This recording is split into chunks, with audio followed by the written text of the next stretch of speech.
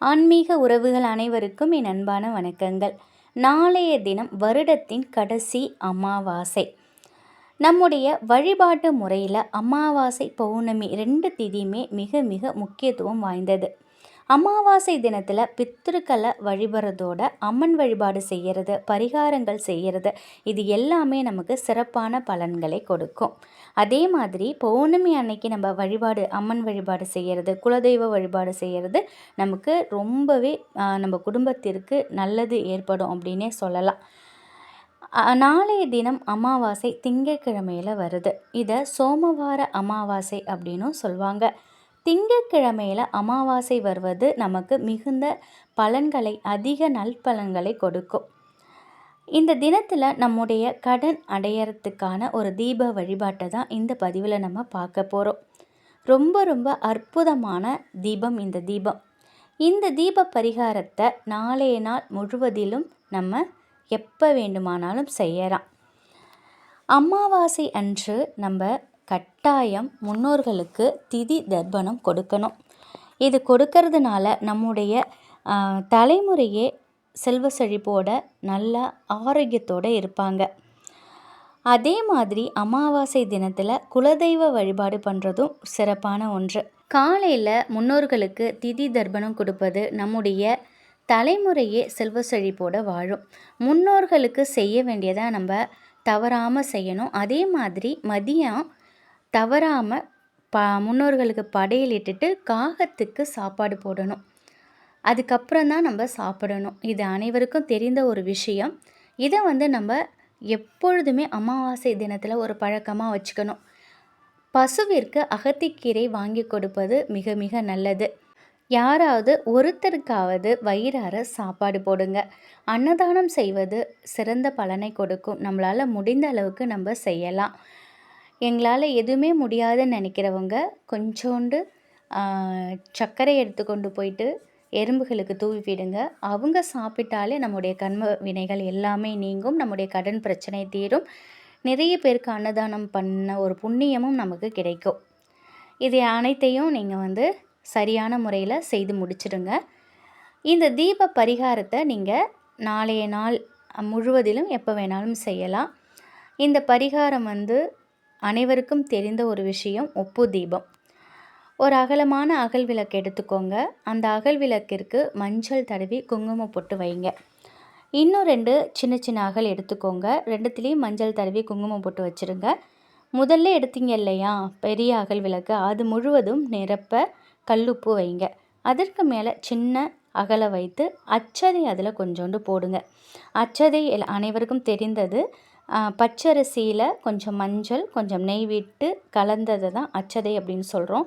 அச்சதை வைத்து விளக்கேற்றும் பொழுது அஷ்டலக்ஷ்மிகளும் நம் வீட்டிற்கு வருவாங்க அப்படிங்கிறது சாஸ்திரம்.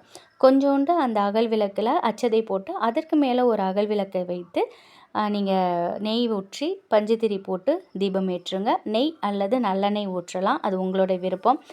பஞ்சுத்திரியை 2 திரியை ஒன்றாக திரித்து போட்டு அதுக்கு நீங்கள் தீபம் ஏற்றணும். இந்த தீபத்தை கிழக்கு இல்லைன்னா வடக்கு பார்த்தவாறு ஏற்றுங்க. இந்த விளக்கை சுற்றி பூக்களால் அலங்காரம் பண்ணிக்கோங்க. இந்த தீபம் மகாலட்சுமி தாயார் படத்திற்கு முன்னாடி வைத்து தீபம் ஏற்றுங்க.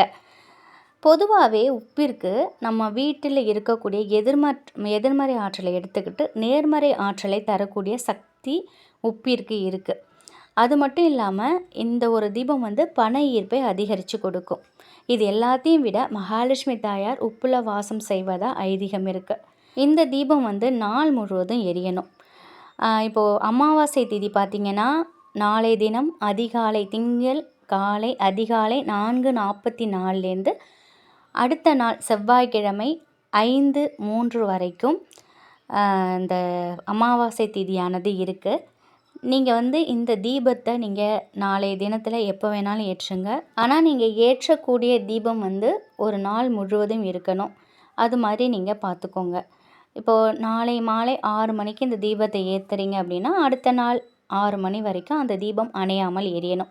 அமாவாசை தினத்தில் இப்படி இந்த தீபம் அமாவாசை தினம் முழுவதும் இந்த தீபம் எரியும் பொழுது நம்முடைய கடன் முழுவதும் நிச்சயமாக நீங்கும். அப்படி நாள் முழுவதும் உங்களால் ஏற்ற முடியல அப்படின்னாக்கா இந்த தீபத்தை நீங்கள் தொடர்ந்து 48 நாட்கள் ஏற்றலாம். இதை நாளைய தினம் தொடங்கி இந்த தீபத்தை 48 நாட்களும் தொடர்ந்து ஏற்றுங்க. 48 நாட்கள் ஏற்றுறவங்க முழு நேரம் இந்த தீபத்தை ஏற்ற வேணாம். கொஞ்ச நேரம் பூஜை அறையில் இந்த தீபம் எரிந்தால் போதும். அதுக்கப்புறம் நீங்கள் குளிர வச்சுக்கலாம்.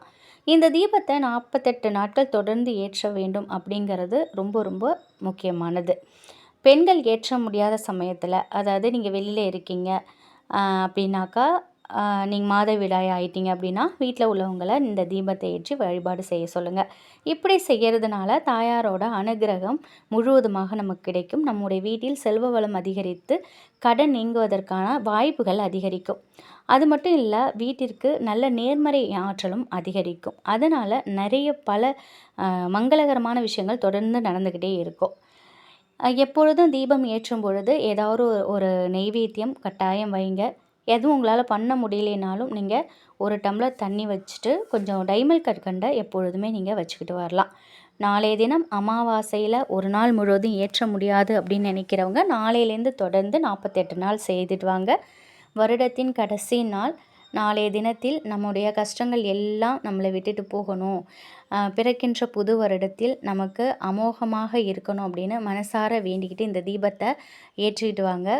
நிச்சயமாக நம் வீட்டில் மகாலட்சுமி தாயாரின் அனுகிரகம் எப்பொழுதும் இருக்கும். நம்முடைய உழைப்பை நம்ம மூலதனமாக போடுறோம். அதிலிருந்து வரக்கூடிய பணம் வீண் விரயமாகாமல் நமக்கு நல்ல விஷயங்களுக்கு பயன்படணும் அப்படிங்கிற நோக்கத்துக்காக தான் இது போன்ற வழிபாடுகள், பரிகாரங்கள் நம்ம செஞ்சிட்ருக்கோம். இது போன்ற வழிபாடுகள் எளிய முறையில் நம் வீட்டில் செய்வதனால நம் வீட்டிற்கு நல்லது நடக்குது அப்படின்னா நம்ம செஞ்சு பார்க்குறதுல தப்பில்லை. இதை செய்து பாருங்கள். கட்டாயம் இதனுடைய பலன் அபரிவிதமாக இருக்கும். இதை நீங்கள் கண்கூடா உணரலாம். பிறக்கின்ற புது வருடம் நமக்கு நல்ல வருடமாக எந்தவித கஷ்டமும் இல்லாமல் அமையணும் அப்படின்னு மனசார வேண்டிப்போம். நம்முடைய குல தெய்வத்தையும் விநாயகரையும் நீங்கள் வணங்கிக்கிட்டு உங்களுடைய புது வருடத்தை நீங்கள் தொடங்குங்க. புது வருடத்தின் தொடக்கத்தில் கல்லுப்பு வாங்குங்க, மங்களகரமான பொருட்களை வாங்குங்க. ரொம்ப அதிக காசு கொடுத்து வாங்கணும்னு அவசியம் இல்லை. கல்லுப்பு, மஞ்சள், குண்டு மஞ்சள் இல்லை சாதாரண மஞ்சள், எந்த மஞ்சளோ மஞ்சள், குங்குமம், இது போன்ற எளிமையான பொருட்களை, மங்களகரமான பொருட்களை வாங்கி வைத்து வழிபாடு பண்ணுங்க. பிறக்கின்ற புது வருடம் கட்டாயம் நமக்கு நல்ல வருடமாக, செல்வ செழிப்போடு நல்ல அமோகமான வருடமாக இருக்கட்டும். அனைவருக்கும் இனிய புத்தாண்டு நல்வாழ்த்துக்கள். நன்றி.